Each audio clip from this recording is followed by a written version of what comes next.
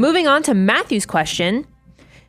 If you were able at the birth of your child, to invest the $1,550 to make your child a millionaire by age 65, what type of account would you do and how would you invest this? Would you invest the lump sum? Would you do it in a brokerage? Would you put it in a 529, something totally different? And can I be honest, we get this question all the time. Every time we post about this young wealth multiplier, which you can get for free at moneyguy.com/resources, people are always like, but where do I put it? Where do I put it for my 0-year-old child? Yeah. So help them out. I love it.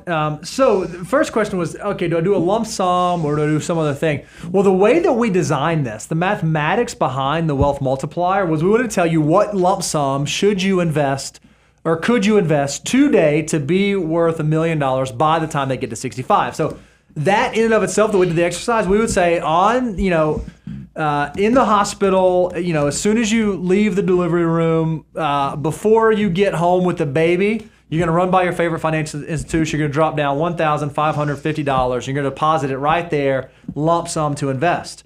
Now, in terms of number of accounts or type of account, there are a number of different types of accounts you can do. I'm going to start with the first that I don't think, if this is the purpose, that I probably would not do. The math that we use to turn $1,550 into $1 million requires a timeline to get your baby from 0 to 65, right? So the goal is, this is for like future retirement, future dollars. I would not use a 529 account for that specific purpose because the odds are you're going to use a 529 either for college education or private K through 12.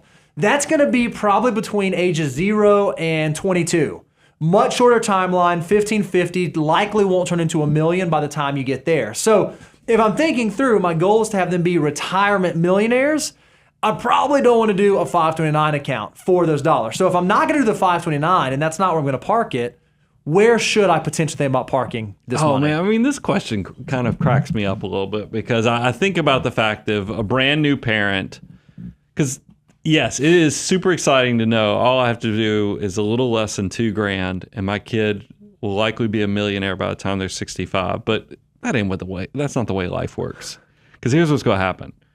Your kid's going to get to be 18 years old and they got to go to college. And you're going, man,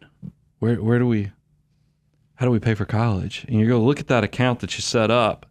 And then if you didn't set it up in a 529, because you didn't have any other assets, if this is the only asset you had, you're going to be ticked because this account's now going to be worth, I don't know, I'm just going to throw out a number. Let's just say your $1,500 is now worth $35,000, $40,000. I haven't done the math on it.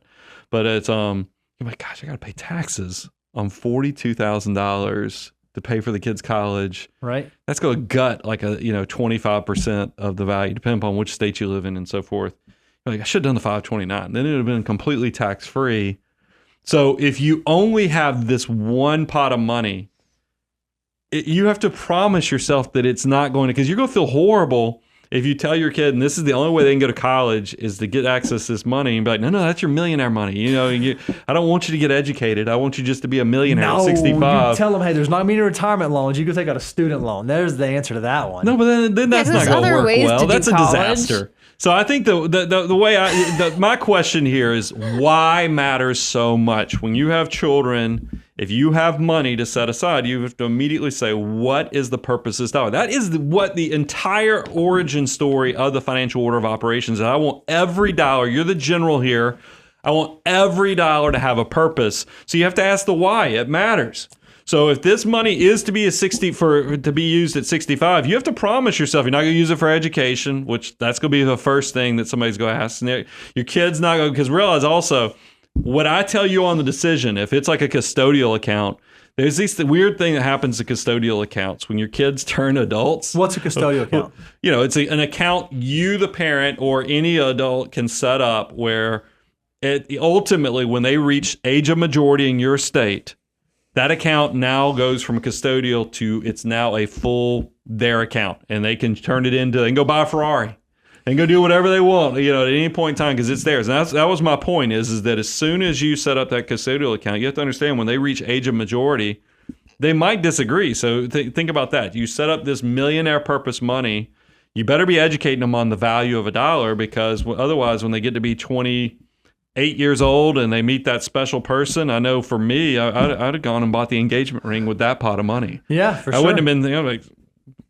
what do I care about? It's $1 million at 65. I'm trying to marry this person. So I'm going to be like, I'm going to pull off that pot first. I mean, so there's a lot of things that life is going to get in the way. So I would say if your ultimate goal is to turn it into $1 million, I'm going to tell you the unrealistic thing without life that I see all over social media. You go hire this kid as a model, file a Schedule C.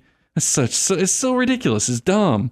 And then I'll put it in a custodial Roth for my brand new newborn. Yes, I guess you could technically do that. I think it's a little iffy. I waited until my daughter actually worked her first job because I wanted to get that skin in the game moment where she was actually priming the pump on that custodial Roth, where she worked her, babysitting or working at Chick-fil-A. And then I did a dollar for dollar matching so I could also get the behavior going. So here's what I've gone on way too long.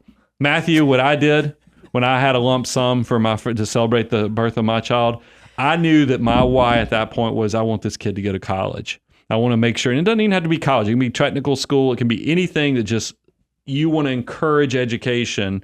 I did a 529. That was the account I pre-funded for my brand new newborn because I wanted the option of having to pay for education. Now, here's the cool thing.